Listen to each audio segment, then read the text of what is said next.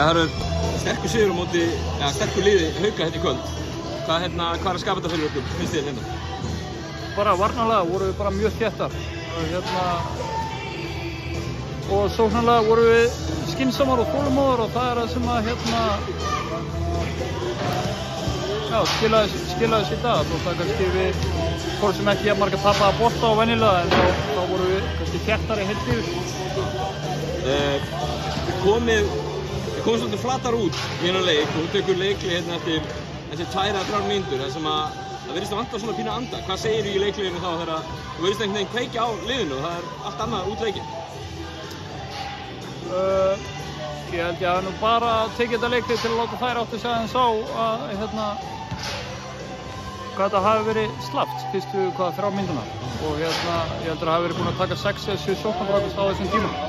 Það var eiginlega bara það sem ég ræddi og það er vitalið hvað það þurfa að gera þannig að ég þarf ekkert að taka leiklið til að predika eitthvað sérstakt. Fíllinn í herberginu er náttúrulega þessi bikarúrslitaleikur sem var daginn. Þetta er rosalegt swing frá þeim leik á milli, það er náttúrulega vantar einhverja leikmenn, þetta er samt alveg 50 stiga swing eitthvað á milli tveggja leikja. Hver er munurinn, heldur þú?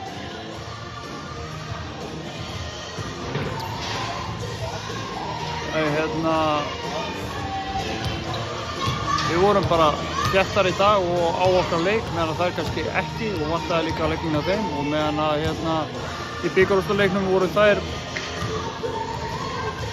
að spila besta körfubolta sem ég hef séð bara og við það þá einhvern veginn svona fengum við bara lendum í einhverju svona kviksyndi sem náðum ekki að koma okkur upp úr í bikarleikunum sem að er búið. Það voru einhverjar tæpar 30 umferðir í þessari deild og það er alltaf talað um að það sé svo mikið að leikjum eftir og það að minnka núna og þetta bil sem við erum komin á toppnum, það hlýtur að vera þægilegt að fara með það á kvöldan. Já, ég meina við töluðum þetta fyrir þennan leik að þetta væri mjög mikilvæg leikur upp á þetta að gera. Nú erum við komnar 3 leikjum á undan Haukum og erum búin að tryggja okkur innbyrðis á móti þeim. Þannig að mikilvæg leikur upp á einmitt það.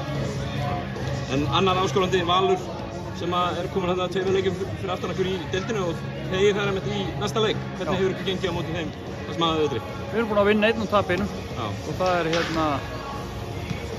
annar lið sem er bara hörku gott og búið að vera hörku signingu núna upp á síðkvæmstið, sérstaklega eftir að Hildur kom inn.